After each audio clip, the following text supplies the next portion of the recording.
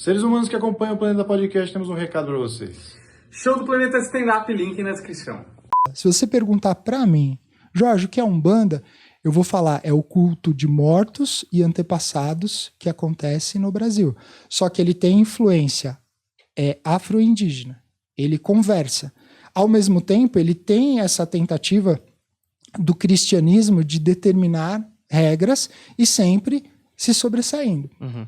Não vejo problema nenhuma. Existem algumas vertentes que falam já Umbanda cristã. Não vejo problema nenhuma. Só não mate a relação com os mortos e com os antepassados. Uhum. Porque é isso que essa galera vem fazer. Então a Umbanda, o culto de mortos e antepassados, a Quimbanda se especializou, se fechou num nicho, que é onde eu tenho o culto da figura de Exu e Pombagira, dividido em reinos, divididos em povos. É um culto fechado, a iniciação, porque a iniciação protege o segredo, e é um culto pactual. A Umbanda, ela não é pactual. A Umbanda opera mais com fé. A Quimbanda opera com a prática do pacto. Sincretismo na Quimbanda não entra, não serve. Para que eu vou colocar um orixá dentro de uma estrutura, vou colocar um santo dentro de uma estrutura? Não conversa. Na Quimbanda a gente conversa o tempo inteiro. Ah, mas no Brasil houve a popularização, por exemplo, de que o Exu Tranca-Ruas é de Ogum. Olha onde chega a coisa. Isso você vai ouvir muita gente falando. E gente que manifesta, né? Que incorpora lá, vira no negócio e fala, porque meu Tranca-Ruas é de Ogum. Cara, quando você pega alguns registros, o termo Tranca-Ruas, ele era utilizado principalmente no Porto de Santos, naquela época, e feito por crianças, por indivíduos mais novos, era tipo o boy. Tipo, Playboy? Não, o Office Boy. Ah, o Office Boy. O Office Boy. O Office Boy era um dos apelidos dado à molecada que fazia a questão da correspondência. Você tem ali o termo, a registro disso, tá? Então eu tenho algo que vai acontecer somente aqui. Eu não vou ter a primeira manifestação de Tranca-Ruas em Dublin. Uhum. Isso não vai acontecer lá. Pode acontecer de alguém migrar e levar isso espiritualmente. Certo. Mas isso vai acontecer aqui. A partir do momento que eu forço uma associação de um indivíduo que manifesta esse nome com a figura de um orixá, na sequência vem o santo. O sistema ele não tem uma ruptura. Na Quimbanda não. É Tranca-Ruas, reino das encruzilhadas, povos das ruas. Existe uma sistematização e uma organização. Eu falo, ó, é caótico, mas não é bagunçado. E é funcional. Exu do Lodo, reino da praia, povos do Lodo. Tem uma funcionalidade. E aí eu tenho um conjunto de espíritos que vão se manifestar a partir dessa linha. Uhum. Cabe sincretizar? Não cabe. Ah, mas eu tenho fenômenos no Rio de Janeiro, por exemplo, Dona Cacilda, que foi a referência do Sete Encruzilhadas, seu Sete da Lira. Seu Sete salva, seu Sete cura, que foi o primeiro Exu aí em rede nacional no Chacrinha. Ela entrou virada, né? Ela entrou incorporada, ao vivo, Chacrinha, a galera começou a passar mal, começou a entrar em transe, começou a incorporar. O público presente. E algumas pessoas que estavam lá na audiência assistindo também começaram a passar mal em casa. Há quem diga que a esposa do presidente daquela época manifestou em casa. E aí você tem todo um processo em cima da emissora, em cima da Dona Cacilda, para falar, ó, não façam mais isso não. Não coloca um cara desse. Só que Cacilda movimentava milhares de pessoas no Rio de Janeiro. Cacilda fazia trabalhos, começava às vezes na sexta e até segunda, passava 20 mil pessoas. Porque o trabalho desse Exu ali, que ele se identificava como o reino da lira, era para cura. Ele fazia trabalhos de cura. Só que dentro da conversa de Cacilda e esse Exu, ele associava a figura de Exu a Santo Antônio. Ele fazia isso. Então, culturalmente, eu tenho um processo que ele está enraizado já há muito tempo. E nessa ideia de associar Exu a Santo Antônio, isso é muito forte no Rio de Janeiro. Mas no Rio de Janeiro vai ter um diferencial. Exu ganha. Santo Antônio não, ele não consegue subir como outros santos. Exu acaba prevalecendo, mas há uma associação. Algumas pessoas vão tentar argumentar, mas aquela questão da imagem do pau oco, que aí a pessoa colocava, escondia, né? O escravizado escondia alguma coisa ali dentro e colocava a imagem católica. O que precisa ser pensado? Você é retirado do seu país, da sua comunidade, você é espancado, estuprado, você é violentado de diversas formas, emocionalmente, psicologicamente. E aí chega uma hora, você é colocado para trabalhar e começa o discurso, ó, é Jesus que você tem que aceitar. Perdão, pode continuar. Imagina. Alguns podem colocar isso como o cara foi na pancada.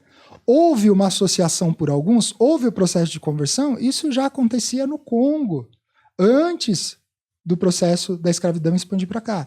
Só que, quando eu faço isso através da dor, eu estou submetendo a pessoa, eu estou colocando ela, falo, ó, dá para aliviar se você acreditar em Jesus.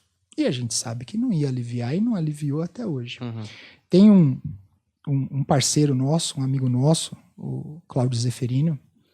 O Cláudio é um homem preto, acadêmico, e tem uma frase, eu acho que de todas as frases que eu já ouvi do Cláudio, essa foi a que mais me impactou. O Cláudio uma vez virou e falou assim, sabe por quê? Ele na condição de homem preto falando.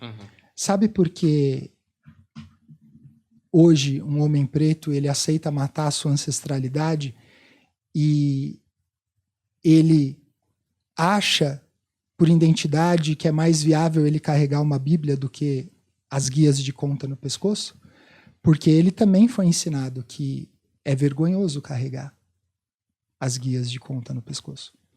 Então ele, na condição de um homem preto, um homem acadêmico, estudado, professor, praticante também, ele fala, olha, isso tomou todo mundo.